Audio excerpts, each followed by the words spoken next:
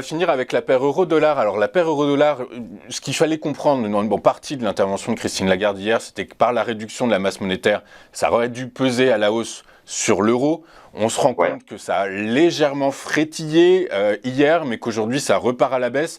La question est de savoir est-ce que finalement la BCE, c'est un coup d'épée dans l'eau et n'arrive pas à soutenir l'euro comme il aurait fallu. Est-ce que l'analyse technique permet d'expliquer qu'effectivement, un retour vers la parité absolue est toujours d'actualité en fait?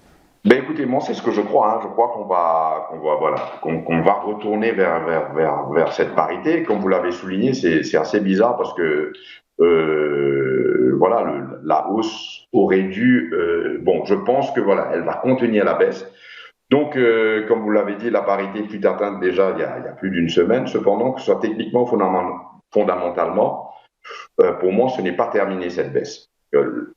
Le dollar reste quand même une valeur refuge pendant les périodes difficiles.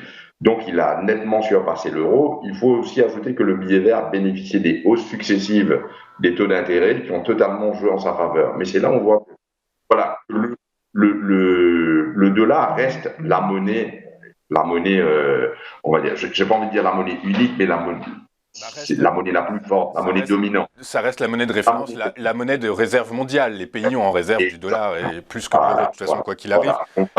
Alors, je rappelle, vu que vous êtes sur le fondamental, Jean-Bernard, je rappelle que la semaine prochaine, la Fed, il y aura une décision de la Fed sur ses taux directeurs. Du coup, comme la probabilité qu'elle les monte est encore assez importante, ça pourrait renforcer encore le dollar par rapport à l'euro. Donc, probablement même pousser l'euro sous la parité absolue.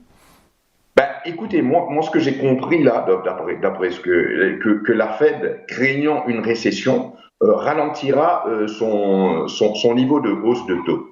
C'est-à-dire, à ce moment-là, ça peut provoquer aussi avec la hausse des taux d'intérêt, tout cela pourrait provoquer une hausse momentanée de l'euro. C'est-à-dire le rebond qu'on voit qui pourrait aller continuer un peu plus. Mais graphiquement, il faudrait atteindre les 1 1,04 pour espérer un scénario alternatif à cette baisse. Donc voilà, si on repassait au-dessus de 1,04, là voilà, on pourrait se dire peut-être que le pire est peut-être derrière nous momentanément.